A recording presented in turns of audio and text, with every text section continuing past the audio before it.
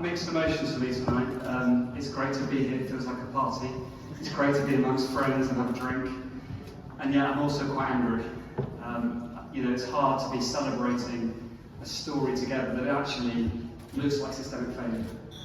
In Newham tonight, 1 in 9 children are homeless.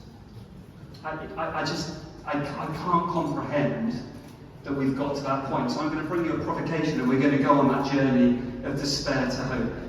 But we're going to go on that together by just recognising where we are. And if that provocation at any point offends you, I apologise. This is not about taking offence personally, it's about recognising we need a step change.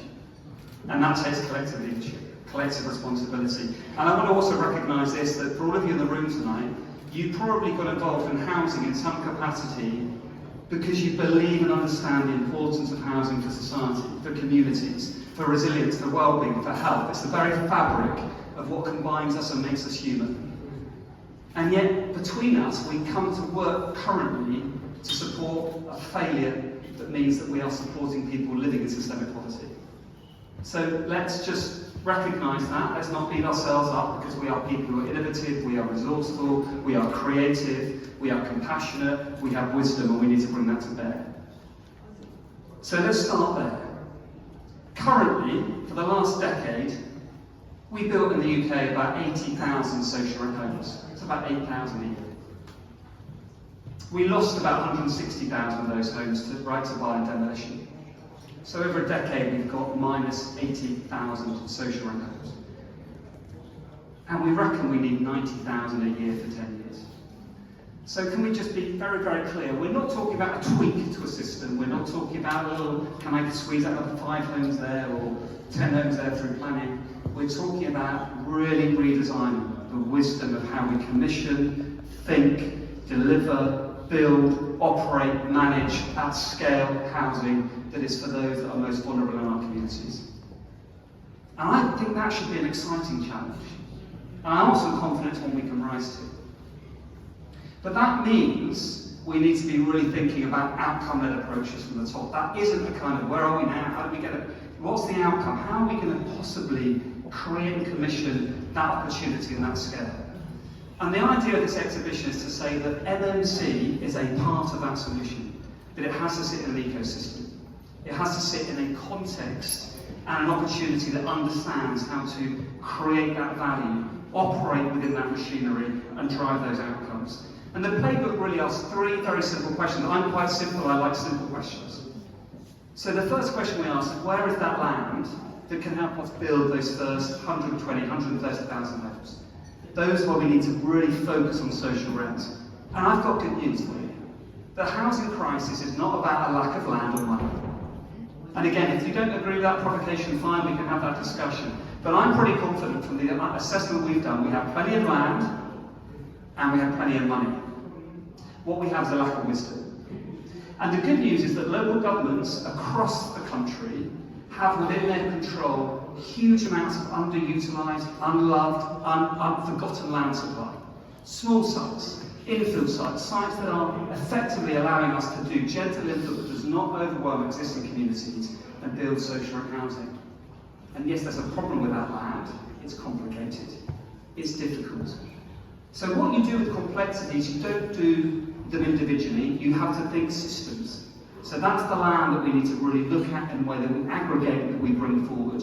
Local government, to be very clear, is the only actor that suffers economically the consequence of this broken system. Why?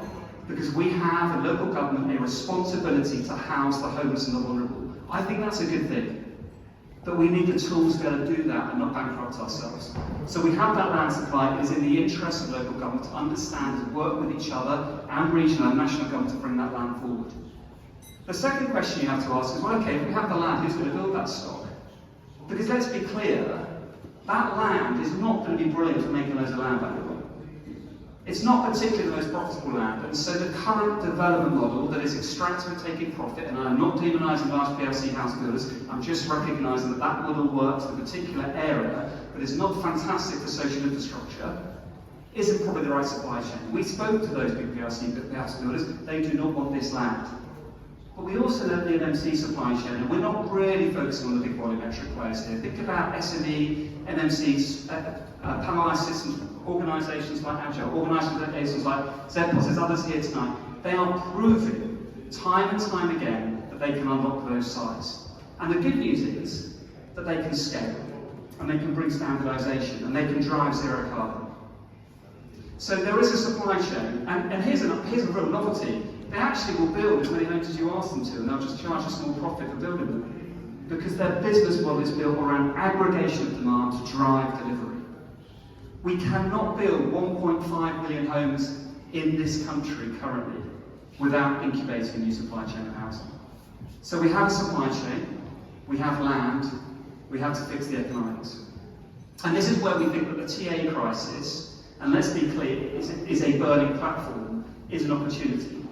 Because if we understand better something of the viability of house building, and we're able to be a bit wiser about looking at building, not just looking at the cost of build and repayment of capital, but looking at the cost of revenue loss, which is currently 1.7 billion a year, that is affecting our balance sheets and is going to bankrupt local. If we bring that back into the viability, we can build these homes. The viability is not the challenge, it's the wisdom of the system that looks at value and cost.